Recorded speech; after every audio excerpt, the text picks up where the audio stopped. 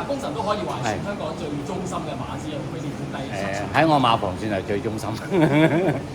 咁啊幾時都跑得近㗎啦，爭在形勢呢次就話佢跟翻前少少咧，咁啊做到我哋想做嘅嘢咯。同埋今場賽事嗰個步速幫助到佢幾大咧？幫到少少，幫到少少嚇。其實佢都成日都係好被動㗎，不過呢次就話隻馬剎翻少少咧，跟翻前少少，唔使太後追咯。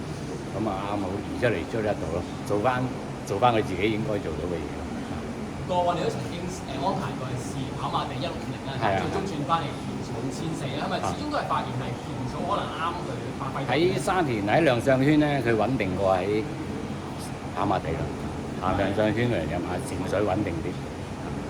將來亦都係集中跑翻田草14，都會㗎啦，都會啦，因為多個選擇啊，唔係箍死嘅14，試下咯，增程試下咯會。